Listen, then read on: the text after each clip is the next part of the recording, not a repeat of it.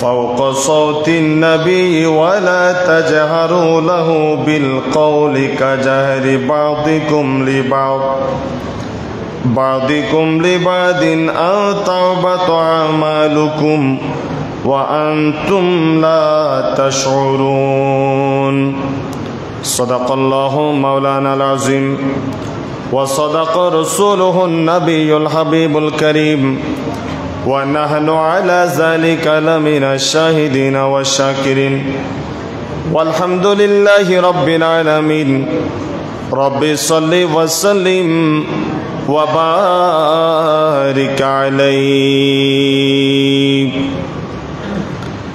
अजले उनकी पनाह आज मदद मांगुन से अजले उनकी पनाह के आज मदद मांगुन से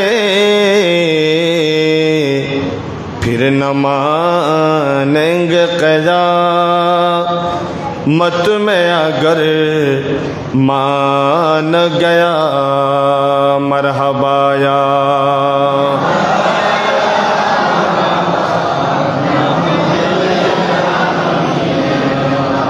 उपस्थित ঐতিহ্যবাহী বেলোয়ারদিঘি শাহী জামে মসজিদে আয়োজিত মসজিদ পরিচালনা পরিষদের পক্ষ থেকে আজকের আজিমুশান ঈদে মিলাদুন্নবী সাল্লাল্লাহু আলাইহি ওয়াসাল্লাম মাহফিলের উপস্থিত সম্মানিত মুসল্লি ভাইয়েরা, এলাকাবাসী, বিশেষ করে অত্র মসজিদ ইন্তেজামিয়ার গুরুত্বপূর্ণ সদস্যবৃন্দ, ঘরে বসে শুনছেন পর্দা মস্তুরাত মা এবং বোনেরা, রহিমানি ওয়া রহিমাকুমুল্লাহ, আসসালামু আলাইকুম ওয়া রাহমাতুল্লাহি ওয়া বারাকাতুহু। মহান রব্বুল আলামিনের দরবারে শুকরিয়া আদায় করছি, বরকতময় মাস রবিউল আউয়াল শরীফের একেবারে শেষের দিকে এসে আজকের এই বরকতময় মাহফিলে আল্লাহ আমাদেরকে আসার বসার সুযোগ দিয়েছেন। সবাই মোহাব্বতের আওয়াজে বলি আলহামদুলিল্লাহ। কায়নাতের শ্রেষ্ঠ নিয়ামত সাইয়্যিদুল মুরসালিন শফিউল মুজনিবিন রহমাতুল আলামিন রসুল রব্বিল আলামিন সাহেবে কাবা কৌসাইন আও আদনা নবিয়ুনা মুহাম্মদুর রাসূলুল্লাহ সাল্লাল্লাহু আলাইহি ওয়াসাল্লাম রসুল পাকের উম্মত আল্লাহ আমাদেরকে করেছেন, সৃষ্টির মধ্যে আমাদেরকে দামি বানিয়েছেন নবীর উম্মত করে। এমন একজন নবীকে আমরা রহমত হিসাবে পেয়েছি, বরকত হিসাবে পেয়েছি, শাফাআতে কুবরা হিসাবে যে নবীকে পেয়েছি, অবশ্যই রসুল আল্লাহর পক্ষ থেকে বড় নিয়ামত, নিয়ামতে উজমা, নিয়ামতে কুবরা। শুকরিয়া আদায় করছি আরেকটিবার, বুলন্দ আওয়াজে বলি আলহামদুলিল্লাহ। রব্বুল আলামিন কোরআনুল কারীমের মধ্যে রসুল পাকের আদব, শরাফত, বরকত নিয়ে বিভিন্ন জায়গায় কথা বলেছেন। আদম আলাইহিস সালাম থেকে শুরু করে ঈসা রুহুল্লাহ পর্যন্ত সমস্ত নবী তাদের উম্মতদেরকে বলে গিয়েছেন, আমরা শেষ নবী নই, আমাদের পর আরেকজন নবী আসবেন। আসমানের মধ্যে যার নাম হলো আহমদ, জমিনের মধ্যে যার নাম হলো মুহাম্মদ, যে রসুলের শুভ সংবাদ সব সময় দিয়েছেন এবং যে রসুল করিম সাল্লাল্লাহু আলাইহি ওয়াসাল্লামের জন্য শুধু আমরা নই, আমাদের পূর্ববর্তী লোকেরাও, আলেম ওলামা, বিভিন্ন কিতাবের জ্ঞান যাদের কাছে ছিল তারাও পাগল ছিলেন, বলুন সুবহানাল্লাহ। তারই ধারাবাহিকতায় রসুল পাক সাল্লাল্লাহু আলাইহি ওয়াসাল্লামের দুনিয়াতে আসার 400 বছর আগের একজন বাচ্চা যার নাম ছিল বাচ্চা তুব্বা আল হিমিয়াই, তার একখানা ঘটনা শরফুল মুস্তফার মধ্যে নকল করা হচ্ছে, তারিখের কিতাবে নকল করা হচ্ছে যে তিনি আমার রসুলকে চোখে দেখেন নাই, কিন্তু সেই সময় আমার রসুলকে না দেখেও আমার রসুলের প্রেমের মধ্যে ফানা হয়েছেন, সব কিছু কুরবানি করেছেন, বলুন সুবহানাল্লাহ। সেই বাচ্চা তুব্বা যেই রাজ্য বিজয় করত, সেখান থেকে দেখে দেখে সেই দেশের আলেম ওলামাকে নিজের সাথী করে নিয়ে নিতেন। এভাবে বিভিন্ন রাজ্য বিজয় করতে করতে ওনার সাথে মোটামুটি 400 জনের আলেমের একটা বিশাল জামাত ওনার সাথে সম্পৃক্ত হয়ে গেল, সুবহানাল্লাহ। কথা বুঝতেছেন? এই ওয়াজ আগেও করেছি। গোলাম বান্দি আছে ওনার কাফেলার, বিশাল কাফেলা, লাখের উপর সৈন্য আছে এবং সেই সৈন্যের সাথে বিশাল একটা আলেমের দল আছে যাদের সিনার মধ্যে তাওরাত কিতাবের জ্ঞান ছিল, জাবর কিতাবের জ্ঞান ছিল, যারা চিকিৎসা শাস্ত্র জানত, জ্ঞান বিজ্ঞান উন্নত ছিল। ওই ধরনের 400 জন আলেমের একটা দল ওই বাচ্চার সাথে ছিল, যাদেরকে বিভিন্ন রাজ্য বিজয় করার পর তিনি সাথে করে নিয়েছেন যে তোমাদেরকে বেতন দিব, টাকা দিব, পয়সা দিব, তোমরা আমি বাচ্চার সাথে থাকবে, আমাকে পরামর্শ দিবে, বলুন সুবহানাল্লাহ। এই বাচ্চা তুব্বা রাজ্য বিজয় করতে করতে শেষে যেই রাজ্যের মধ্যে তিনি আসলেন এটা ছিল মক্কা নগরী, যার পূর্ব নাম ছিল কি? বক্কা। পূর্ব নাম ছিল কি? বাক্কা। এজন্য কোরআনেও আল্লাহ নাম দিয়েছেন লাল্লাযী বিবাক্কাতা মুবারাকা। মক্কার আগের নাম ছিল কি? বক্কা। বা জবর বা, তারপর হয়েছে কি? মক্কা। এই বাচ্চা যখন মক্কা নগরীর দিকে আসলো, বাচ্চা যখন ঘোড়া নিয়ে সৈন্য নিয়ে ঢুকতেছে, দেখা যায় এই মক্কার লোক বাচ্চাকে দেখে ভয় হয় না, বাচ্চাকে দেখে সালামও দেয় না, সুবহানাল্লাহ। আমাদের দেশের যেটা স্বাভাবিক নিয়ম, পাওয়ারফুল ব্যক্তিকে সম্মান জানানো হয়, সালাম জানানো হয়। পাওয়ারফুল লোককে যদি যথাযথ সম্মান জানানো না হয়, ওই পাওয়ারওয়ালা লোক পরে গিয়ে এটার প্রতিশোধ নেই। আছে কি নাই? লোক অনুযায়ী কি দেওয়া হয়? সম্মান করা হয়, সম্মান দেয়া হয়, এটা নিয়ম। বাচ্চা যখন এখানে ঢুকতেছে, দেখে তারে কেউ সালামও দেয় না, কোত্থেকে আসছে জিজ্ঞাসাও করে না, তাকে কেউ ভয়ও পায় না। তো বাচ্চার একজন মন্ত্রী ছিল, বড় পণ্ডিত, যার নাম হলো আমারিস। মন্ত্রীর নাম কি? আমারিস। আমারিসকে ডেকে বাচ্চা জিজ্ঞাসা করে, কি ব্যাপার, আমি যেখানে যাই সবাই আমার ভয়ে কাঁপে, আমাকে সালাম দেয়, আমি মক্কাতে ঢুকলাম, এরা আমাকে সালামও দিল না, আমাকে কোনো ভয়ও পাচ্ছে না। আমার মতো আমি এত হাজার সৈন্য নিয়ে ঢুকলাম, তারা আমাকে কোনো পাত্তাই দিচ্ছে না, বিষয়টা কি? তখন মন্ত্রী আমারিস বাদশাকে বলতেছেন, এ তুব্বা বাদশা, এরা মক্কা নগরীর বাসিন্দা, তারা কাউকে সালাম দেয় না, তারা মানুষ থেকে বরং সালাম নেয়, কাউকে তারা পরোয়া করে না, ভয় করে না। কারণ তাদের কাছে এমন একটা জিনিস আছে, এমন একটা বরকত মঞ্জিত জিনিস তাদের কাছে আছে, পৃথিবীর বিভিন্ন জায়গা থেকে তাদের কাছে মানুষ ছুটে আসে। আর সেটা হলো তাদের এই মক্কা নগরীর মধ্যে একটা কাবা আছে, বাইতুল্লাহ আছে, যেটা আসমান থেকে আল্লাহ নাজিল করেছেন। ওই বাইতুল্লাহ থাকার কারণে তারা আর কাউকে পরোয়া করে না, তাওয়াক্কা করে না।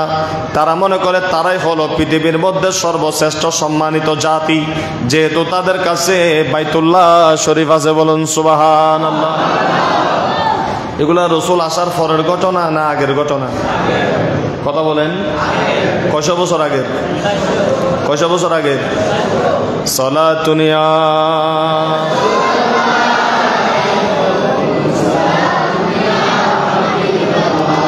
चैन आता है मेरे दिल को तमाम, नाम लेते ही तुम्हारा या नबी सलात दुनिया।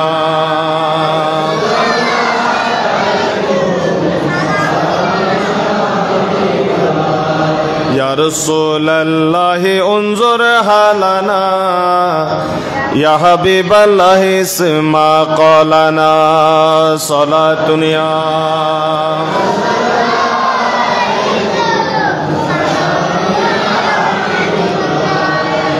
তুব্বা বাদশাহ মনে মনে মেজাজে চলে গেলেন। পরের দিন ফজর বেলায় বাদশাহ উঠে খানে কাবার চতুর্দিকে দেখলেন, ডানে বামে দেখলেন, দেখা যায় কিছু নাই। মাটির দিয়ে কিছু পরিমাণ উঁচু একটা জায়গা, উপরে কোনো কাপড় নাই, উপরে কোনো কাপড় নাই, খোলা খোলা দেওয়াল, মাটির দেওয়াল, মাটির ইট। বাদশাহ মনে মনে চিন্তা করতেছে, মাটির একটা দেওয়াল, উপরে কোনো কাপড় নাই, সোপড় নাই, ভিতরে কতগুলা মূর্তি দেখা যাচ্ছে। এটা নিয়ে তারা নাকি আবার এত গর্ব করে। বাদশাহ এটা দেখে চলে আসলেন। পরের দিন দেখা যাচ্ছে বাদশাহ অসুস্থ হয়ে গেছে। বলুন সুবহানাল্লাহ। খেয়াল করেন, আর বেশি দেরি করতেন না, এই 9:30 পর্যন্ত ছুটি দিয়ে ফেলাইম তাড়াতাড়ি। ওনারা কানা জিয়েনও নিবেন, ধৈর্য ধরিয়ানও নিবেন। লাই আল্লাহ তৌফিক দান করো। বন্ধুরা আমার, বাবারা আমার, বাচ্চা অসুস্থ হয়ে গেলেন। এত কঠিন রোগ, জ্বর হয় নাই, টাইফয়েড হয় নাই, শরীর প্যারালাইসিস হয় নাই। একটা রোগ হয়েছে, বাচ্চার নাকে দিয়ে কানে দিয়ে পুঁজ বের হওয়া শুরু করেছে, রক্ত পুঁজ বের হওয়া শুরু করেছে। আর যে পুঁজ থেকে অধিক হারে দুর্গন্ধ ছড়িয়ে যাচ্ছে, কোনো মানুষ বাচ্চার কাছে আসতে পারতেছে না। বলুন সুবহানাল্লাহ। ফোন বাড়ি করে দিও, এই গুঁড়ো ফোন ফিরছে একবারে বারান্দাত, একবারে বারান্দাত। আয় যেটা জমা পড়া এটা গুঁড়ো হওয়া বন্য পারে। আয় একখানা মেজাজি মানুষ, হতা যেগিন হয় ননিলি ওয়াজ নগরে বাড়ি করে দিতাম হতে বারান্দাত, ফোন ওর তুলিয়ে নেয়। আজ বয়লে কোদা না সলাতুনিয়া।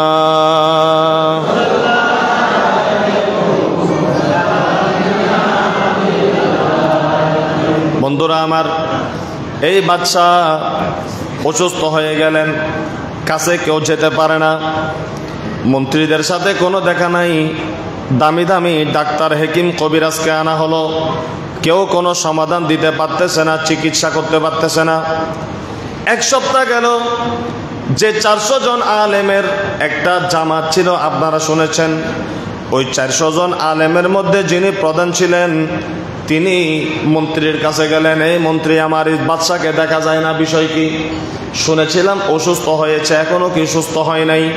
আমার বলতেছেন, বাচ্চার এমন একটা রোগ হয়েছে, বাচ্চার সাথে দেখা করতে পারতেছি না, কথা বলতে পারতেছি না। বাচ্চা যে কামরার মধ্যে আছে, গোটা কামরা দুর্গন্ধ হয়ে গেছে। বলুন নাউজুবিল্লাহ। এই আলেমের মধ্যে যারা ছিলেন, আলেমের প্রধান যিনি, তিনি মন্ত্রীকে বলতেছেন, আমি একটু বাচ্চার সাথে কথা বলতে চাই, আমাকে ব্যবস্থা করে দেয়া হোক। মন্ত্রী বলতেছেন, কিভাবে কথা বলবেন? বাচ্চার শরীর থেকে তো দুর্গন্ধ বের হচ্ছে, গোস্তগুলা পচে পচে ঝরে যাচ্ছে। ওই আলেম বলতেছেন, যে কোনোভাবে কথা বলার আমাকে একটু সুযোগ করে দাও, আমি বাচ্চার সাথে একান্তে একটু কথা বলতে চাই। বলুন সুবহানাল্লাহ। ওই আলেমের প্রধান বাচ্চার খাস কামরার কিনারায় চলে গেলেন, বাচ্চাকে ডাক দিলেন।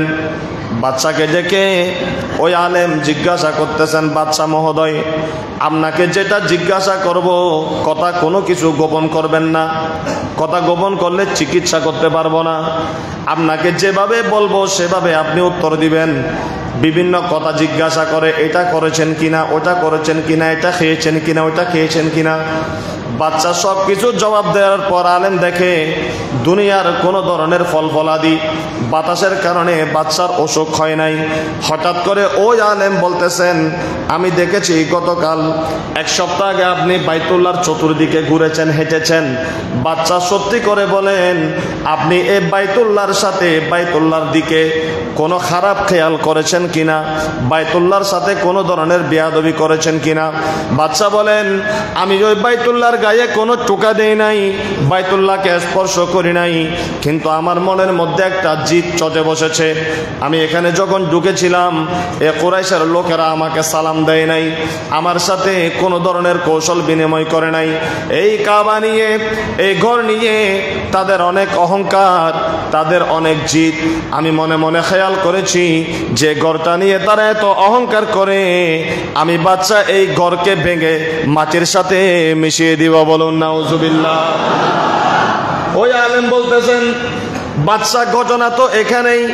আমি যেটা সন্দেহ করেছিলাম, আপনার যে রোগ হয়েছে এটা কোনো দুনিয়ার রোগ নয়, এটা আসমানি রোগ। আমরা তৌরাত কিতাব পড়েছি, জবুর কিতাব পড়েছি, ইনজিল কিতাব পড়েছি, যে কিতাবের মধ্যে এই বাইতুল্লাহ খানে কাবার কথা আছে, এটার ইজ্জতের কথা আছে, এটার শরাফতের কথা আছে। হে বাচ্চা, এটা তো ভাঙ্গা দূরের কথা, এই খানে কাবার দিকে কেউ যদি খারাপ নিয়তে তাকায়, ঘৃণার নিয়তে তাকায়, আল্লাহ তাকে দুনিয়ার মধ্যে মিসমার করে দিবে। এটা বাইতুল্লাহর হেফাজতের জন্য, এই বাইতুল্লাহকে ইজ্জত দেওয়ার জন্য আল্লাহ নিজে এটার দায়িত্ব নিয়েছেন। বলুন সুবহানাল্লাহ। ওই আলেম বলতেছেন, আপনি এখন তওবা করেন, আপনি এখন কি করেন? বাচ্চা বুঝতে পারলেন এটা দুনিয়ার সাধারণ কোনো ঘর নয়।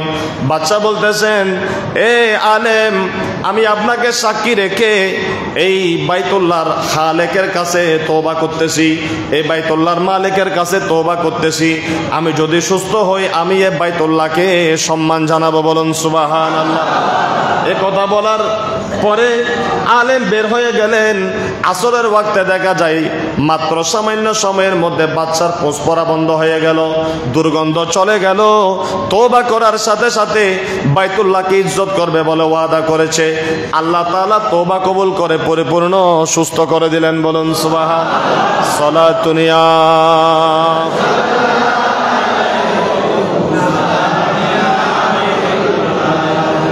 काबे की रौनक, काबे का मंजर, काबे की रौनक, काबे का मंजर, अल्लाह अकबर, अल्लाह अकबर, अल्लाह अकबर, अल्लाह अकबर। देखे तो देखे जाओ बराबर, देखो तो देखे जाओ बराबर, अल्लाह अकबर, अकबर। काबे की रौनक, काबे का मंजर, अल्लाह अकबर। আমরা খানে কাবা যেতে চাই কি চাই না? হাত তুলে দেখায়, খানে কাবা যেতে চাই কি চাই না? আল্লাহ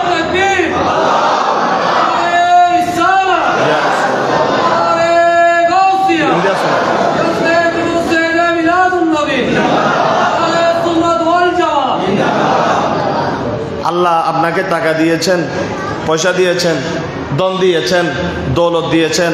আপনার জীবনের সর্বপ্রথম কাজ হলো সেই টাকা দিয়ে আল্লাহর খানে কাবা দেখা।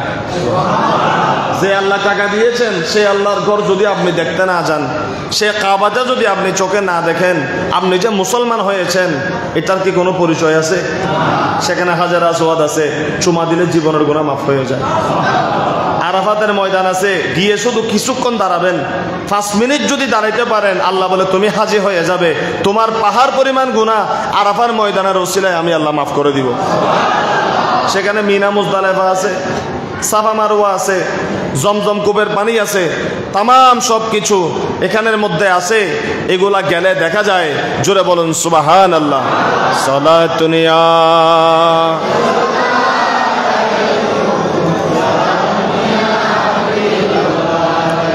আল্লাহ আমাদেরকে যাওয়ার তৌফিক দান করুন। আমার যদি সব কিছু ঠিকঠাক থাকে ইনশাল্লাহ অতি শীঘ্রই যাওয়ার জন্য নিয়ত করেছি। আমরা যেন সহি সালামতে যেতে পারি। আরও যারা যারা যাবেন আল্লাহ সবাইকে উমরা এবং যারা হজের জন্য নিয়ত করেছেন আগামী বছর, আল্লাহ সবাইকে খানে কাবার কিনারায় যাওয়ার তৌফিক দান করুন। এগুলি এক একটা ওসিলা। আপনি হাজার আসওয়াদে চুমা দিলেন, আল্লাহ রসুল বলতেছেন কিয়ামতের দিন হাজার আসওয়াদের 2টা চোখ থাকবে, একটা জিহ্বা আল্লাহ দান করবে। হাজার আসওয়াদ কিয়ামতের ময়দানে ডানে বামে তাকাবে আর জিহ্বা দিয়ে ডাকবে, বেলওয়ার দিকে পাহাড়তলি জায়গার হাজি কে আসো? তুমি খানে কাবায় এসে আমি হাজার আসওয়াদকে চুমা দিয়েছ, আমি তোমাকে খুঁজতেছি। হাজার আসওয়াদ একটা পাথর জিহ্বা দিয়ে চিৎকার করবে, আসো হাজি, যে আমাকে চুমা দিয়েছ, যে আমাকে ইশারা করে হাতের মধ্যে চুমা দিয়েছ। আমার নবী বলেছেন আমি কিয়ামতের দিন তোমার জন্য সুপারিশ করব। আমি ডাকতেছি আসো আসো। হাজিরা হাজার আসওয়াদের কিনারে চলে যাবে। হাজার আসওয়াদ খোদার কাছে তাদের জন্য সুপারিশ করে তাদেরকে জান্নাতে পৌঁছায় দিবে। সাফা মারওয়ায় যারা সাই করেছেন বিবি হাজারা ডাক দিবেন, এ হাজি কে আসো? আমি হাজারা সাফা মারওয়া দৌড়েছিলাম আমার সন্তানের পানির জন্য, সেটাকে আল্লাহ হজর ওয়াজিব বানিয়ে দিয়েছেন। ও মেয়েরা পুরুষেরা তোমরা কারা আসো? আমি হাজারার সুন্নত আদায় করেছ, আমি হলাম নবীর মা, আমি বেলায়েতের বলি, আসো আজকে আমি হাজারা তোমাদের জন্য সুপারিশ করে তোমাদেরকে জান্নাতে পৌঁছে দেব। মিনা মুজদালিফা এক একটা জায়গা, এগুলি জীবনের গুনাহ মাফের এবং কিয়ামতের ময়দানে নাজাতের জন্য বিরাট একটা ওসিলা। শুধু টিয়া গনিলাম আর ফোবালি ব্যাংকত ঢুকাইলাম, শুধু টিয়া গনিলাম আর কৃষি ব্যাংকত ঢুকাইলাম, শুধু টিয়া গনিলাম আর জায়গা সম্পত্তি কিনিলাম, এগিন ফানি হয়ে যাবে গই। কিন্তু খানে কাবার কিনারে গিয়ে এই জায়গাগুলোকে যদি ওসিলা বানাতে পারেন, এগুলাকে যদি চুমা দিতে পারেন, আপনি কিয়ামতের ময়দানে কবরে তো সন্তান আসে না, খনরইলে গাড়ি দিতে কবরের পারে আসে না, 1 মাসে আসে না, 2 মাসে আসে না, জানাজাই পর্যন্ত আসে না। এমন নাফরমান সন্তানও দুনিয়াতে জন্ম দিয়েছে, এরকম আসে না নাই? কিন্তু খানে কাবার কিনারায় যদি যেতে পারেন, মদিনা শরীফে যদি যেতে পারেন, ওলি আল্লাহর সাথে সম্পর্ক যদি রাখতে পারেন, দুনিয়ার কোন মিয়ার তোয়াক্কা আপনার করতে হবে না। খোদা বলেন আমার জিনিসের জন্য, আমার ইজ্জতওয়ালা জিনিসের জন্য তুই ফানা হয়েছিস, ওগুলাই তোকে জান্নাতে নিয়ে যাওয়ার জন্য, কবর জগতে শান্তি দেওয়ার জন্য যথেষ্ট। জোরে বলুন সুবহানাল্লাহ। কেউ যদি বেলওয়ার দিকে মসজিদের দেওয়ালকে চুমা দেয়, কোথায় চুমা দেয়? দেওয়ালকে যদি চুমা দেয়, আল্লাহ বলেন কিয়ামতের দিন সবকিছু যখন পানি হয়ে যাবে, ওই পানির উপরে মসজিদগুলো বাঁচতে থাকবে। বেলওয়ার দিকে জামে মসজিদ ডাক দিবে, এ পাহাড়তলির মুসল্লি তোমরা কোথায়? তোমরা কোথায় আছো? যারা বেলওয়ার দিঘি শাহে জামে মসজিদের মধ্যে নামাজ আদায় করেছো, বেলওয়ার দিঘি শাহে জামে মসজিদে জুমার নামাজ আদায় করেছো, লাইলাতুল বরাতে কান্না করেছো, লাইলাতুল কদরের মধ্যে কান্না করেছো, 10 টাকা 20 টাকা 1000 টাকা 5000 টাকা আমি মসজিদের মধ্যে খরচ করে আমাকে সুন্দর করেছো, মুজায়ান করেছো। এই মসজিদ পৃথিবীতে যত মসজিদ আছে সবাই দরজা খুলে তার মুসল্লিকে ডাকতে থাকবে, গামছা করে তোমরা বাঁচতে পারবে না। আমি মসজিদ দরজা খুলে দিয়েছি, আসো তোমরা আজকে আমি মসজিদের মধ্যে প্রবেশ করো। মসজিদ কিয়ামতের ময়দানে তার মুসল্লিদেরকে চিৎকার করে ডাকতে থাকবে। জোরে বলুন সুবহানাল্লাহ। আর যারা মসজিদের সাথে দুশ্মনী করবে তাদেরকে ডাকবে না। সুতরাং মসজিদের দেওয়ালে চুমা দিলেও কি আছে না শিরিক হইব? এত চুমাচুমি হইলে হদুগুণ আছে, হদা হুজুরে শিরিক করে। এনে বউরে চুমো দিলে আবাদত, কিন্তু খোদা দিয়ে জিনিস এগুলোরে চুমো দিলে এখন কি হয়? শিরিক হয়। আসা না নাই? তো এদের জিন্দগি শুরু হতে শিরিক দি, শেষ হতে বেদাত দি। আর আশিক রাসূল যারা, সুন্নি যারা, তাদের জিন্দগি শুরু হয় আদব দিয়ে, শেষ হয় মুহাব্বত দিয়ে। জোরে বলেন সুবহানাল্লাহ। আল্লাহ আমাদেরকে বোঝার তৌফিক দান করুন। সালাতুন ইয়া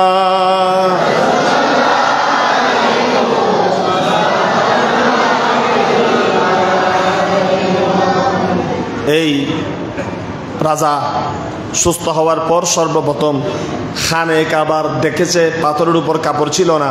তিনি সর্বপ্রথম খানে কাবার ইজ্জতের জন্য চতুর্দিকে গিলাফ চড়াইয়ে দিলেন। বলুন সুবহানাল্লাহ। সেদিন থেকে আর খানে কাবার চতুর্দিকে খোলা নাই। বাচ্চা সর্বপ্রথম তুব্বা বাচ্চা খানে কাবার চতুর্দিকে গিলাফ দিয়েছেন, যে গিলাফ এখনো পর্যন্ত দেওয়া হয়। বলুন সুবহানাল্লাহ। এই বাচ্চা খানে কাবা তওয়াফ করলেন, খানে কাবা থেকে বিদায় নিলেন। সাথে ছিল কয়শো আলেম। এদেরকে নিয়ে যাইতে যাইতে তখন পূর্ব নাম মদিনার ইয়াসরিবের মধ্যে পৌঁছে গেলেন। বলুন সুবহানাল্লাহ। ইয়াসরিবের মধ্যে পৌঁছানোর পর ইয়াসরিবের চতুর্দিকে ঘুরে ফিরে দেখলেন মক্কা নগরীর মানুষদেরকে আর কোনো হামলা করে নাই। তাদেরকে আরো কিছু হাদিয়া তোহফা দিলেন, বাচ্চা জিগলেট দিলেন। চিঠি এসেছে, এই মদিনা থেকে চলে যাবেন, অন্য আর একটা জায়গায় যাবেন, সেখানে রাজ্য বিজয় করবেন, নতুবা নিজের দেশ রোম সাম্রাজ্যে ফিরে যাবেন। এই বাচ্চা তুব্বা যখন ঘোষণা দিলেন আগামীকাল জোহরের পরে আমরা এই মক্কা নগরী ছেড়ে চলে যাব, জোহরের ওয়াক্ত যখন হলো, ওনার সাথে দাসদাসী যারা ছিল সবাই চলে এসেছে, সৈন্য সামন্ত যারা ছিল সবাই উপস্থিত হয়ে গেছে। কিন্তু দেখা যায় 400 জন আলেমের একজন আলেমকেও দেখা যাচ্ছে না, তারা উপস্থিত হয় নাই যাওয়ার জন্য। বলুন সুবহানাল্লাহ। বাচ্চা সংবাদ পাঠালেন, আমার হুজুরগুলা কোথায় গেছে, আলেমগুলা কোথায় গেছে, তাদেরকে একটু তালাশ করো। আলেমদের যিনি সর্দার, তিনি 10 জন বড় বড় ওই 400 জন থেকে বাছাই করে আলেম নিয়ে এসেছেন। তিনি বাদশাকে বলতেছেন, বাদশা বিয়াদবি মাফ করবেন, গুস্তাখি মাফ করবেন, আপনি আমাদেরকে মারেন আর কাটেন, যাই করেন না কেন, আমরা এখানে থাকতে চাই, আমরা এই ইয়াসরিব ছেড়ে যেতে চাই না। আপনি মেহেরবানি করে আমাদের সাথে জোরাজুরি না করে মক্কাতে থাকার জন্য আমাদেরকে ব্যবস্থা করে দেন। বলুন সুবহানাল্লাহ। বাচ্চা তুব্বা আলেমদেরকে বড় ভালোবাসতেন, জ্ঞানীদের সাথে বাড়াবাড়ি করতেন না। বাচ্চা তুব্বা বলে, উপযুক্ত কারণ দেখাও, কেন তোমরা মক্কায় থেকে যাবে, কেন তোমরা ইয়াসরিবে থেকে যাবে, উপযুক্ত কারণ দেখাইলে আমি তোমাদেরকে রেখে যাব। তখন ওই আলেমরা বলে, হুজুর আমরা এখানে আজকে 1 সপ্তাহ যাবত ইয়াসরিবের মধ্যে ঘুরতেছি, আর আমাদের কিতাব খুলে আমরা কিছু সূত্র মিলাচ্ছি। সুবহানাল্লাহ। কিছু সূত্র আমরা মিলাইতেছি, কিছু সূত্র আমরা একত্রিত করতেছি। বলে এটা কিসের সূত্র? বাচ্চাকে বলতেছে, তুব্বা বাচ্চা শুনেন, আমরা তাওরাত কিতাবের মধ্যে পড়েছি, জবুর কিতাবের মধ্যে পড়েছি, আখেরি জামানার যে রহমাতুল আলামিন নবী আল্লাহ জমিনের মধ্যে দান করবেন, সে নবী এক সময় এই ইয়াসরিবের মধ্যে আসবেন, ইয়াসরিবের মধ্যে থাকবেন, ইয়াসরিবের জায়গাটাকে পরিষ্কার করবেন, পরিচ্ছন্ন করবেন, এখানে তিনি ইসলামের জন্য জিহাদ পরিচালনা করবেন, এই জায়গার মধ্যে থেকে তিনি গোটা বিশ্বের মধ্যে ইসলামের পতাকাকে উজ্জীন করবেন। বলুন সুবহানাল্লাহ। বাচ্চা তুব্বা, আমাদের মন চাই ওই নবীর সাথে আমরা দেখা করি, ওই নবীর সাথে আমরা সাক্ষাৎ করি, ওই নবীরকে আমরা বড় ভালোবাসি। আরেকটা আমরা ইয়াসরিবের মধ্যে কূপ দেখতে পেলাম, ঝর্ণা দেখতে পেলাম, ওই ঝর্ণার নিদর্শনের সাথে আমরা বুঝে ফেললাম আখেরি জামানার নবী জীবনে একদিন না একদিন এই জায়গার মধ্যে আসবে, ইসলামের জন্য তাবু গাড়বেন। আমরা এই বরকতময় জায়গা ছেড়ে কোথাও যাব না, মনে চাইলে নিয়ে যান, মনে চাইলে কাটেন, মনে চাইলে আমাদেরকে রাখেন, এই ইয়াসরিব ছেড়ে আমরা কোথাও যাচ্ছি না। এটা হলো আমাদের আলেমদের অভিমত। বলুন সুবহান। বাচ্চা তুব্বা এই কথা শুনে বাচ্চা তুব্বা নিজের নবীর জন্য আস্তে আস্তে মাতোয়ারা হলেন। বাচ্চা তুব্বা বলে, আমাকে ওই নবীর কিছু নিদর্শন বলো। তখন আলেম বলতেছেন, ওই নবী যখন হাঁটবেন, ওই নবীকে আকাশ থেকে মেঘ ছায়া দান করবে। ওই নবী যে রাস্তা দিয়ে হাঁটবে ওই নবীকে পাথর সালাম দিবে, ওই নবী যে রাস্তা দিয়ে হাঁটবে ওই নবীকে গাছ সালাম দিবে। শুধু তাই নয়, আমরা পেয়েছি ওই নবী থাকবেন জমিনের মধ্যে, আঙ্গুল তুলে যখন আকাশের মধ্যে চন্দ্রকে ইশারা করবে ওই নবীর আঙ্গুলের ইশারায় মুহূর্তের মধ্যে চন্দ্র দুই টুকরা হয়ে যাবে। ওই নবীকে এমন কিছু ফজিলত দেওয়া হবে, ওই নবী জমিনের মধ্যে আসার সাথে সাথে গোটা জমিনকে আল্লাহ মসজিদ বানিয়ে দিবে, পবিত্র বানিয়ে দিবে। ওই নবীর উম্মতেরা গনিমতের মাল ভক্ষণ করবে। ওই নবীর উম্মতের মধ্যে এমন কিছু উম্মত আল্লাহ বানাবেন যাদেরকে ওলি বলা হবে, গৌস বলা হবে, কুতুব বলা হবে। তারা আল্লাহর দরবারে হাত তোলার সাথে সাথে আল্লাহ তাদের দোয়াকে কবুল করে নেবে। ওই নবী দুনিয়াতে আসবেন সবার শেষে, কিন্তু কিয়ামতের ময়দানে ওই নবী এবং ওই নবীর উম্মত যাবে জান্নাতে সবার আগে। বলুন সুবহানাল্লাহ। এভাবে একটা কথা বলে, দুইটা কথা বলে, তিনটা কথা বলে, চারটা কথা বলে, এভাবে শুনতে শুনতে শুনতে শুনতে নবী এখনো কখন আসবে তাদের নির্দিষ্ট কোনো তারিখ জানা নাই। বাচ্চা তুব্বা নবীর শান শুনতে শুনতে বাচ্চা তুব্বা আমার হায়াতুন নবী মুহাম্মাদুর রাসূলুল্লাহ সাল্লাল্লাহু তাআলা আলাইহি ওয়াসাল্লামের জন্য মাতোয়ারা পাগল হয়ে গেছে। বলুন সুবহানাল্লাহ। 7 বছর মতান্তরে 11 বছর বাচ্চা তুব্বা ওই ইয়াসরিব বর্তমান মদিনা শরীফের মধ্যে দিন কাটিয়েছেন এবং বাচ্চা তুব্বা সেখানে খেজুর গাছ লুকেছেন। বাচ্চা তুব্বা খেজুর গাছ লুকেছেন। 7 বছর পর 11 বছর পর বাচ্চার চিঠি এসেছে প্রধান রাজ্য থেকে, যেটা ওনার প্রধান সিংহাসন। বাচ্চা তুব্বা আপনি তাড়াতাড়ি রাজ্যের মধ্যে আসেন, রাজ্যের মধ্যে বিশৃঙ্খলা দেখা যাচ্ছে, বিভিন্ন কাজকর্ম আসে, আপনি একটু তাড়াতাড়ি চলে আসেন। বাচ্চা তুব্বা চিঠি পেয়েছে। ওই চিঠি পাওয়ার পরের দিন ফজরের পর যে খেজুর গাছগুলা রোপণ করেছিলেন একটু একটু বড় হয়েছে। বাচ্চা তুব্বা গিয়ে ওই খেজুর গাছ জড়ায় ধরে কান্না করতেছে, আর এই খেজুর গাছকে খেতাব করে বলতেছে, এ ইয়াসরিবের খেজুর বৃক্ষ শুনো শুনো, এই ইয়াসরিবের পাথর শুনো, এই ইয়াসরিবের অন্যান্য গাছেরা শুনো, আমার তো চলে যেতে হবে, এই জায়গার মধ্যে আমি থাকতে পারবো না, কিন্তু আমি তোমাদের কাছে বলে যাই একদিন না একদিন আখেরি জামানার নবী তুমি ইয়াসরিবের মধ্যে আসবে, তুমি মদিনা শরীফের মধ্যে আসবে। হে খেজুর গাছ, যেদিন তুমি গাছের কিনারায় আখেরি জামানার নবী মুহাম্মাদুর রাসূলুল্লাহ আসবে, আমি বাচ্চা তুব্বার পক্ষ থেকে আমার নবীকে সালাম জানিয়ে দিও। বলুন সুবহানাল্লাহ। আল্লাহু আকবার। মোহাব্বত চোখে দেখতে হয় না, আল্লাহ যাকে নবীর মোহাব্বতে কবুল করে সে এমনিই পাগল হয়ে যায়, ফানা হয়ে যায়। বলুন সুবহানাল্লাহ। বন্ধুরা আমার, বাবারা আমার, গাছকে বলল, পাথরকে বলল, সর্বশেষে ওই 400 জন আলেম যারা ছিলেন ওই 400 জন আলেমকে ডাক দিলেন। বাচ্চা বলতেছেন, তোমাদেরকে আমি ঘর করে দিলাম, আমার কাছে যত বাঁধি ছিল সুন্দরী রমণী বাঁধি তোমাদেরকে স্ত্রী হিসাবে দান করলাম। বাচ্চা তুব্বা একটা চিঠি লিখলেন। সুবহানাল্লাহ। একটা চিঠি লিখলেন। চিঠি লিখে বলতেছেন, এই চিঠি আমি তোমাদের কাছে দিয়ে গেলাম, আমি তো চলে যাচ্ছি, হায়াতে রসুলকে দেখবো কি দেখবো না জানা নাই, কখন আখেরি জামানার নবী আসবে আমার তো জানা নাই, আমি তোমাদেরকে চিঠি দিয়ে গেলাম, তোমরা যতদিন জীবিত থাকবে এই চিঠি আমানত হিসাবে রাখবে, যেদিন মুহাম্মাদুর রাসূলুল্লাহ ইয়াসরিব মদিনার মধ্যে আসবে সেদিন আমি তুব্বা বাদশার চিঠি ওই নবীর হাতের মধ্যে দিবে। বলুন সুবহানাল্লাহ। এগুলা কয়শো বছর আগে, নবী এখনো আসে নাই, নবী আসার 400 বছর আগে বাচ্চা তুব্বা চলে গেলেন। ওই বাচ্চা তুব্বা দুনিয়া থেকে বিদায় নিলেন। তার 400 বছর পর একদিন রাত্রে আল্লাহ রসুল সাইয়েদনা আবু বকর সিদ্দিক রাদিয়াল্লাহু তাআলা আনহুকে নিয়ে মদিনা শরীফের মধ্যে যখন হিজরত করলেন, রসুল যে উটের উপর ছিল উটটার নাম ছিল কসওয়া। উটের নাম ছিল কি? উটের নাম কি? এই উটটা কিয়ামতের দিন মাটি হবে না, এই উটটা কিয়ামতের দিন আমার রসুলের সাথে জান্নাতে যাবে। বলুন সুবহানাল্লাহ। পৃথিবীতে 10টা জিনিস জান্নাতে যাবে, সেখানে একটা হলো রসুলের পাকের উট কসওয়া, আর একটা হলো হযরতে সালেহ আলাইহিস সালামের উটনি যেটাকে ইহুদিরা হত্যা করেছিলেন, আর মুসা আলাইহিস সালামের লাঠি। হযরতে সুলাইমান আলাইহিস সালামকে মোহাব্বত করেছেন, সংবাদ আদান প্রদান করতেন, হুদহুদ পাখি কোথায় যাবে? কোথায় যাবে? আর একটা সৃষ্টির নিকৃষ্ট জিনিস যেটাকে দেখলে সবাই লাঠি মারে, যেটাকে দেখলে মানুষ গরম পানি মারে, যেটা মানুষের বাসি তরকারি খুঁজে খায়, নিকৃষ্ট নাম কি? নাম কি? আর দেখেন কুকুরের শান, আজকে নবী অলি চিনা তো দূরের কথা, নবী পর্যন্ত চিনে না। কিন্তু পৃথিবীর শ্রেষ্ঠ নিকৃষ্ট একটা জাতি শয়তানের থুতু থেকে যাকে সৃষ্টি করা হয়েছে, ওই কুকুর আসহাবে কাহাফ নবী জমিনে আসার 1000 বছর আগে, 500 বছর আগে কোরআনে সূরা কাহাফের মধ্যে ওই অলিদের কথা আল্লাহ জিকির করেছেন। 7 জন আল্লাহর যুবক ওলি যখন বাচ্চা দাকিয়ানুসের নির্যাতন সহ্য করতে না পেরে দেশ থেকে বের হয়ে অন্য জায়গায় চলে যাচ্ছে ইবাদত করার জন্য, পিছনে পিছনে একটা কুকুর তাদের সাথে হাঁটতেছে। আল্লাহর ওলিরা বলতেছেন, তুমি তো কুকুর, আমাদের সাথে আসিও না, খাদ্য দিতে পারবো না, পানি দিতে পারবো না। তাফসীরে কুরতুবীর মধ্যে এসেছে, কুকুরের 4টা পায়ের সামনের 2টা পায়টা কুকুরের হাত। কুকুর পাগুলা আসমানের দিকে তুলে দিলেন।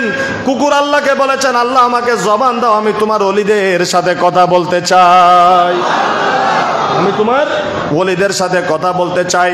কুকুর সেদিন ওই ওলিদের সাথে কথা বলেছেন, তোমাদের কাছে খাদ্য চাই না, তোমাদের কাছে পানি চাই না, শুধু একটু তোমাদের সাথে রাখো।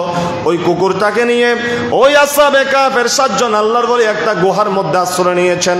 আল্লাহ তাদের চোখের মধ্যে ঘুম দিয়েছেন। এক ঘুমের মধ্যে 309 বছর পর্যন্ত তারা ওই গুহার মধ্যে ঘুমন্ত ছিল। 309 বছর পর্যন্ত কুকুর তাদেরকে পাহারা দিয়েছে। বলুন সুবহানাল্লাহ।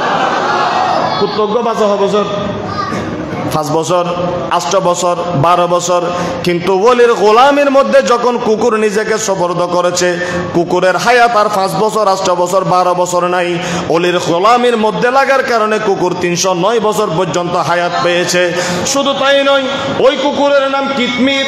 কোরআনের মধ্যে আল্লাহ ওই কুকুরের নামটা উল্লেখ করেছে। আর আল্লাহ বলে দিয়েছেন, যারা আমার সালেহীন, আমার বেলায়েতের ওলি, আমার মকবুল বান্দাদেরকে যারা মোহাব্বত করবে, তারা তো জীবনে কোনোদিন ফানা হবে না, জাহান্নামে যেতে পারে না। ও দুনিয়ার মানুষ শুনে না, আমি মেসাল রাখলাম। আল্লাহ বলতেছেন, আমার ওলিকে কুত্তা মোহাব্বত করেছে, ওই কুকুরকে আমি মাটি করব না। ওই কুকুরকে আমার যেভাবে সুরত দেওয়ার মন চায়, একটা সুরত দিয়ে আমি তাকে জান্নাত দান করব। বলুন সুবহানাল্লাহ। কুত্তা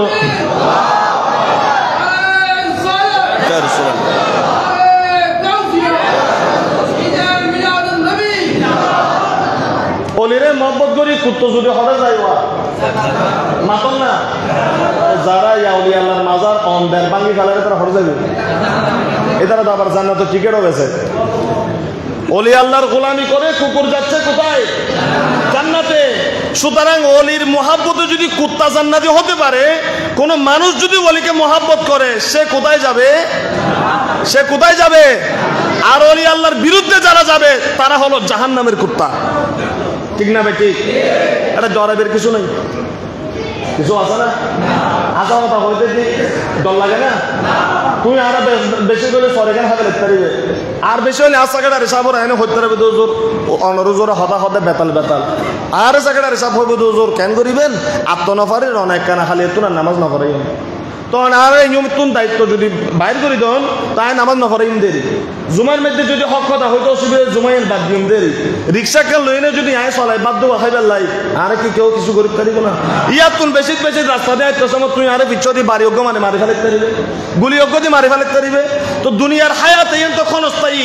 আল্লাহ বলতেছেন, মরার পর পর কবর থেকে তোমার নতুন হায়াত শুরু। নবীর জন্য, ওলি আল্লাহর হক কথার জন্য জান এদিকে বের হবে। আল্লাহ বলবে, রূহকে আমি জান্নাতুল ফেরদৌসের ভিতরে ঢুকাই দেব। আর হক কথা ন হয়ে না গেলে হাতে তো মায়ের ফিট কুদো কুদি যা আছে বিয়া কিনা আর ফিডুর উদ্যোগ খবর চলিব। আল্লাহ খবর ডরাইরে ন হচ্ছে ইয়াইন বুক কর। তো আয় অনর দুনিয়ার 2 দিন না আজাব বুক করতে রাজি আছি, কিন্তু খবর বছরের পর বছর চলতে রাজি আছি না। আল্লাহ বুঝিবার তৌফিক দান করো। সালাতুন ইয়া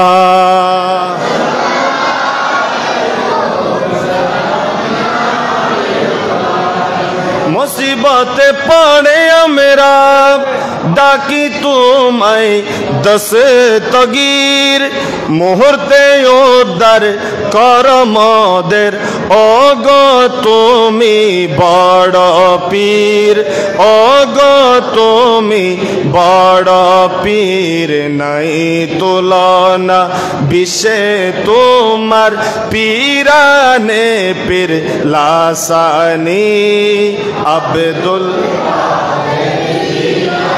কলি দিগের রাজা মহারাজ লও মোদের সালাম খানি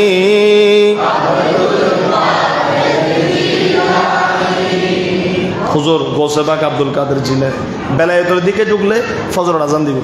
তো আমাদের গৌসে পাকের ফাতিহা এবং ঈদে মিলাদুন্নবী দুটোটা যৌথভাবে ইনশাআল্লাহ অক্টোবরের 2 তারিখ গৌসিয়া কমিটি বাংলাদেশ ভাইদের এই উদ্যোগে এই মসজিদে ইনশাআল্লাহ মাহফিল হবে। হুজুর অধ্যক্ষ আল্লামা জয়নুল আবেদিন জুবাইর হুজুর দাওয়াত নিয়েছেন। হুজুরকে সচরাচর পাওয়া যায় না। এসারের পরপরই ওয়াজ শুরু হুজুর একজনই করবে, 1 ঘন্টা ওয়াজ হবে, তারপর আপনাদেরকে ছেড়ে দিব। অক্টোবরের কয় তারিখ? 2 তারিখ, বারে বিশিতবার। বারে কি বার? আমি আপনাদেরকে বলবো আমার গৌসে পাকের নেগাহে করম যার উপর পড়েছে তার জীবনের তকদির পরিবর্তন হয়ে উভয় জাহানের চেয়ে বাচ্চা হয়ে গেছে। আমরা আহলে সুন্নাত ওয়াল জামাতের অনুসারে আমরা সুন্নি, আমরা ওলিদেরকেও মোহাব্বত করি, নবীকেও মোহাব্বত করি, আল্লাহর জিকির আমাদের অন্তরে থাকে। তো গৌসে পাকের ওরসে ফাতিহায় আমাদের কিছু দায়িত্ব আছে, এখানে আছে কি নাই? আমি আপনাদেরকে লক্ষ টাকা দিতে বলবো না, 1000 টাকা দিতে বলবো না, যে যেখান থেকে পারেন 500, 200, 100 টাকা দিয়ে হলেও এই 2 তারিখের মাহফিলকে আমরা কামিয়াবি করার জন্য রাজি আছি কি নাই? যে যেখান থেকে আছেন এদের সাথে দেখা করে 500 টাকা, 200 টাকা, 1000 পারলে তো ভালো। আমরা সিন্নি করব, আমরা বিরিয়ানি করব না। বিরিয়ানি গোড়া মাছ খাইছেন, গৌসে পাকের উরুসের মধ্যে আপনারা সিন্নি খাবেন, এটা অত্যন্ত বরকতময়। এই ফাতিহা এটা করার জন্য রাসূলুল্লাহ পাক এভাবে বলেছেন যে তোমার ফাতিহার মধ্যে সিন্নি দিবা, মিষ্টি দিবা, এটাই হলো তাবারুক। বলুন সুবহানাল্লাহ। রাজি আছে কি নাই? আল্লাহ কবুল করুন। সালাতুন ইয়া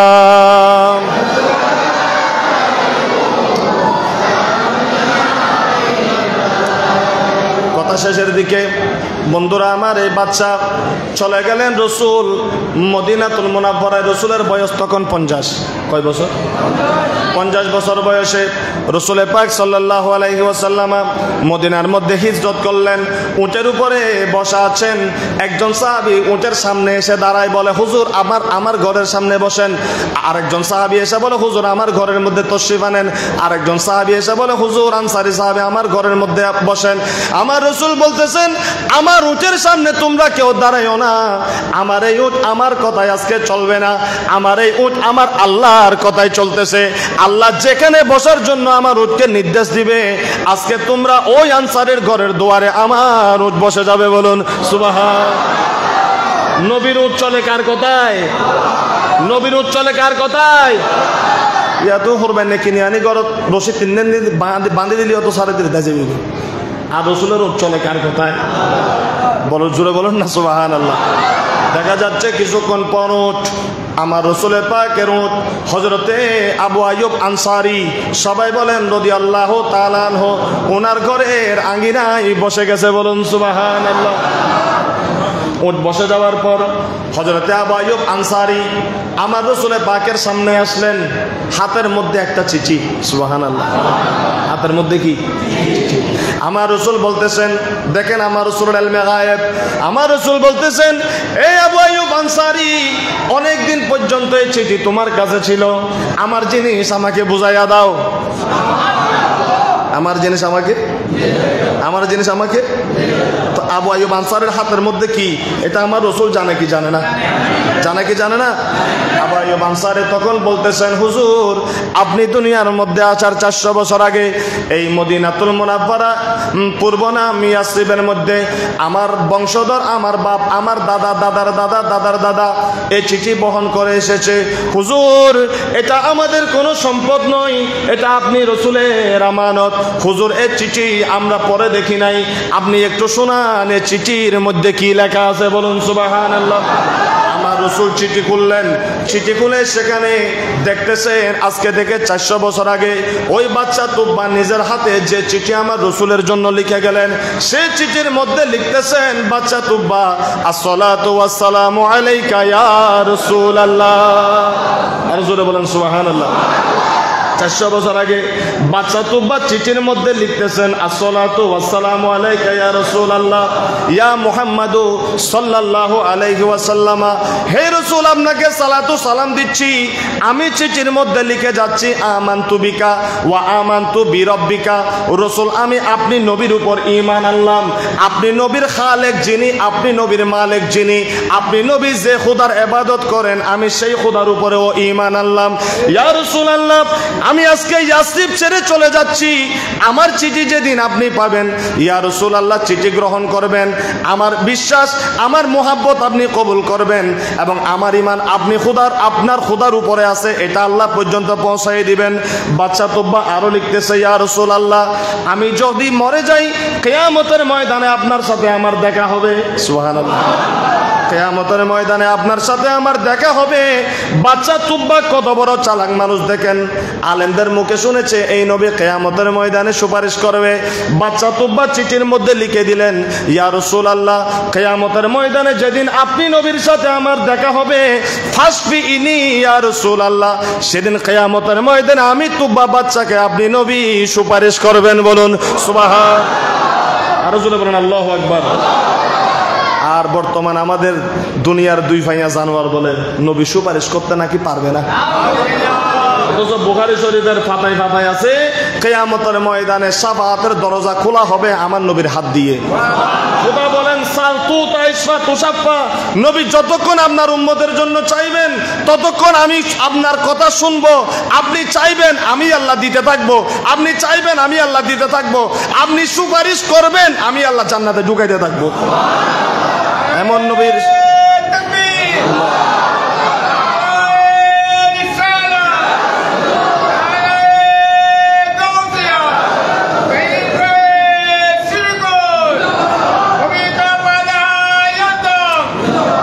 এজন্য 2 লাইন কালাম গাইতেই হয়। হায়রে কার লাগিয়া কান্দরে মন, কার লাগিয়া বান্দ তুমি, কার লাগিয়া কেউ তো তোমার আপন হবে না, না না, যে জন হবে, যে জন হবে এই দুনিয়ায় আপন যারা, আজকে আছে কালকে নাই। দয়ার নবী মায়ার নবী আপন সদাই, দয়ার নবী মায়ার নবী আপন সদাই, আপন সদাই। এমন আপন তিনি, এমন আপন তিনি, যার নাই উপমা, যে জন হবে। মাশাআল্লাহ, হায় হায়, যে জন হবে। রাসূলের মোহাব্বত বুঝার আল্লাহ আমাদেরকে তৌফিক দান করুন। এবার 2-1টা হাদিস শরীফ শোনাই।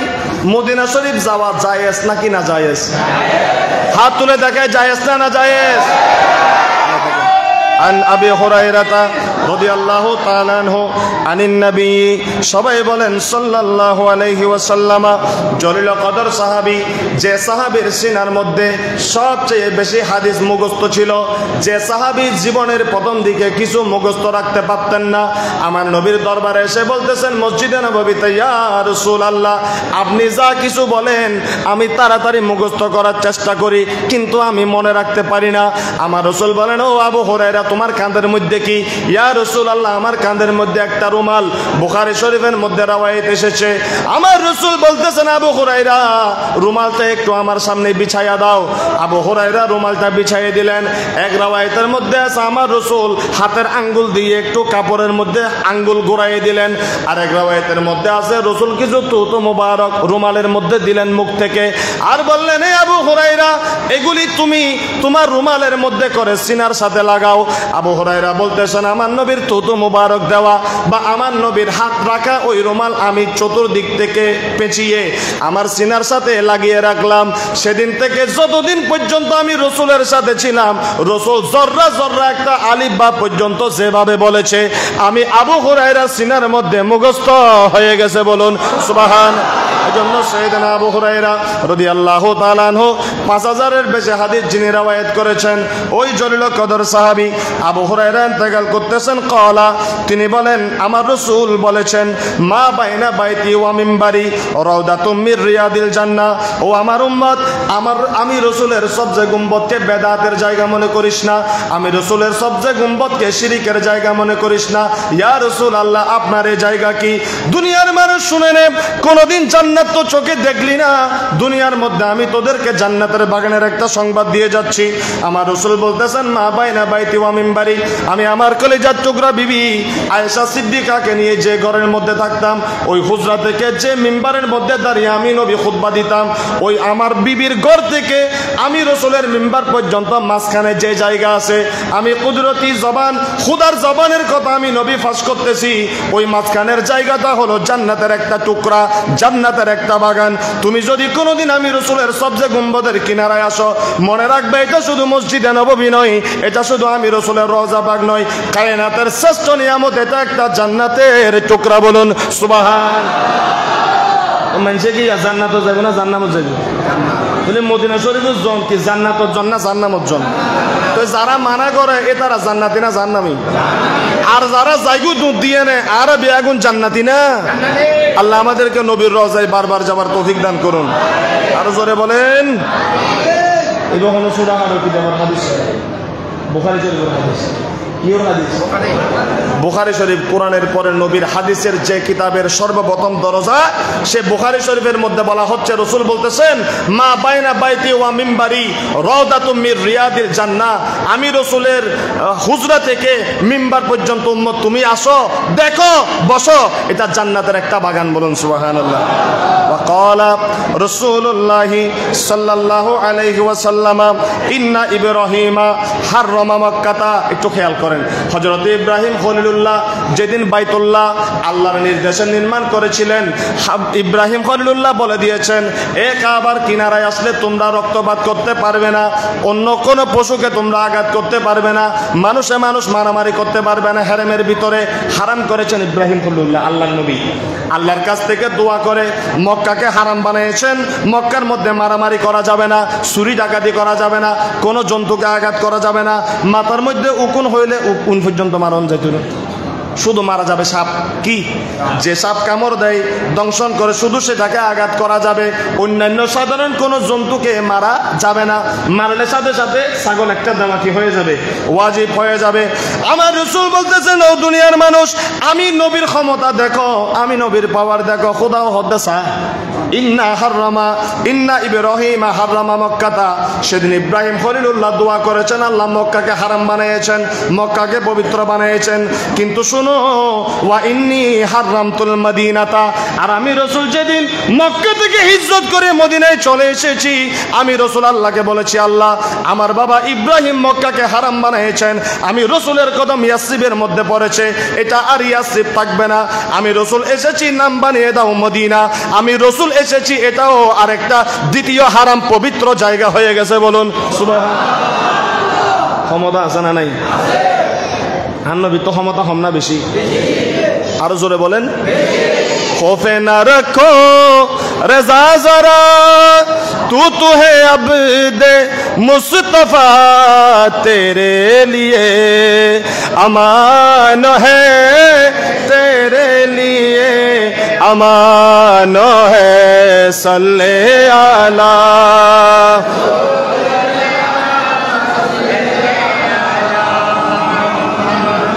সাল্লে আলা।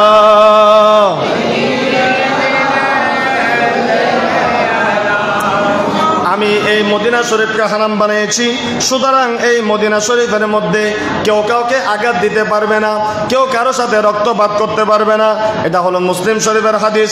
আর একটা হাদিস রাসূল বলেন, সদরতে আবু হুরায়রা থেকে রওয়ায়াত, ইন্নাল ঈমানা, একটু আমার সাথে বলতে হবে, ওয়া আন আবি হুরায়রাতা, বলেন, ওয়ান আবি হুরায়রাতা রাদিয়াল্লাহু তাআলা আনহু আন্না রাসূলুল্লাহি সাল্লাল্লাহু আলাইহি ওয়াসাল্লাম ক্বালা ইন্নাল ঈমানা লায়ারিজু ইলাল মাদিনাতি কামা তারিজুল হাইয়াতু ইলা হুজরিহা। বুখারী শরীফেও আছে, মুসলিম শরীফেও হাদিস আছে। তাইলে হাদিসে কোনো ভেজাল আছে নি? আমার রাসূল বলতেছেন, ও দুনিয়ার মানুষ, আমি রাসূল মক্কাতে ছিলাম, মদিনাতে ছিলাম, উহুদ যুদ্ধ, বদর যুদ্ধ, খন্দক যুদ্ধ, হুনাইন যুদ্ধ, তাবুক যুদ্ধ করেছি, দন্দান মুবারক শহীদ করেছি, পৃথিবীর পূর্ব থেকে পশ্চিম পর্যন্ত ইসলামের ডঙ্কাকে উজ্জীন করেছি। কিন্তু শুনো, আমার সাহাবে একরামরা চতুর্দিকে ছড়িয়ে ছিটিয়ে আছে। তারা আল্লাহর কথা বলে, আমি রাসূলের মুহাব্বতের কথা বলে। আমার উম্মতের মধ্যে অনেক উম্মত থাকবে যারা আমি নবীকে মুহাব্বত করবে, আমি নবীকে ভালোবাসবে, কোরআনকে ইজ্জত করবে, মসজিদকে সম্মান করবে, ঈদে মিলাদুন নবী মানাবে, আমি রাসূলকে পেয়ে শুকরিয়া আদায় করবে, আল্লাহর জিকির করবে। কিন্তু শোনো, এগুলা করতে করতে একদিন এমন একটা ফিতনার সময় আসবে, কথায় কথায় শিরিক বলবে, কথায় কথায় বেদাত বলবে, আমি নবীর দরুদ সালামকে অস্বীকার করবে, আমি রাসূলের মেরাজকে অস্বীকার করবে, আমি রাসূল যে কায়নাতের জন্য রহমাতুল লিল আলামিন, এগুলো এক সময় মানুষ ভুলে যাবে। যেদিন ভুলে যাবে ঈমান গিয়েছে আমি নবীর দরবার থেকে, মদিনা শরীফ থেকে, এই ঈমান ঘুরতে ঘুরতে যেদিন কোনো আশিকে রাসূল পাবে না তাদের কলবের মধ্যে থাকার জন্য, ওগো করে ফেললি করে যদি হনমিকা জায়গা না পায়, জায়গায় না করে ব্যথাইব না, গরু রাত্তাই বেলা যদি জায়গা না পাই তাই কেন যাবে না? আমার রাসূল পাক বলতেছেন, আরে ঈমান তো তাকে আশিকে রাসূলের কলিজার ভিতরে, যেদিন এই ঈমান আশিকে রাসূলের মকান কলিজা খুঁজে পাবে না থাকার জন্য, অবস্থান করার জন্য, সেদিন এই ঈমান পৃথিবী ঘুরে আমি রাসূলের মদিনা শরীফের মধ্যে চলে আসবে। যেদিন মদিনা শরীফের মধ্যে ঈমান ফেরত আসবে, সেদিন কোরআনের হরফগুলো আসমানের মধ্যে উঠে যাবে। সূর্য সেদিন আবার প্রত্যেক দিন পূর্ব দিকে ওঠে, সেদিন সূর্য পশ্চিম দিকে উঠে যাবে, পৃথিবীর এক কোণা থেকে আগুন বের হবে। অর্থাৎ ঈমান যেদিন আর কোনো জায়গায় সালামত থাকবে না, ঈমান ফেরত আসবে। আল্লাহ বলবেন, দুনিয়ার মধ্যে আর কোনো মানুষ নাই, নামে মুসলমান আছে, আশিকে রাসূল মুসলমান মুমিন নাই। আল্লাহ ইসরাফিলকে বলবে, সিংহাই ফুৎকার দিয়ে দাও, ঈমান আজকে মদিনার মধ্যে চলে এসেছে, আমি আল্লাহ আর দুনিয়া রাখতে চাই না, কিয়ামত করে দাও, হিসাব নিকাশ শুরু করে দাও। বলুন সুবহান। ঈমান গিয়েছে নবীর কাছ থেকে, ঈমান ফেরত যাবে নবীর কাছে। সুতরাং ঈমানের পিলার, ঈমানের মাম্বা, ঈমানের খনি হলো মুহাম্মাদুর রাসূলুল্লাহ সাল্লাল্লাহু আলাইহি ওয়াসাল্লাম। সেই নবীর মুহাব্বত যার কলবে, ঈমান তার কলবে। সেই নবীর আদব যার কলবে, ঈমান তার কলবে। ওই নবীর মুহাব্বত যার কলবে নাই, তার কলবের মধ্যে ঈমান নাই। ওই নবীর আদব যার কলবের মধ্যে নাই, যদিও সে নামাজ পড়তে পড়তে কপাল কালো করতে পারে, তাহাজ্জুদ পড়তে পারে, খুদা বলে তোর ওই নামাজের আমার দরকার নাই। ঈমান হলো মুহাম্মাদুর রাসূলুল্লাহ, সেই ঈমান হলো নবীর আদব, যার ভিতরে নবীর এগুলো আছে সেই হলো ঈমানদার। চিৎকার করে বলুন সুবহানাল্লাহ।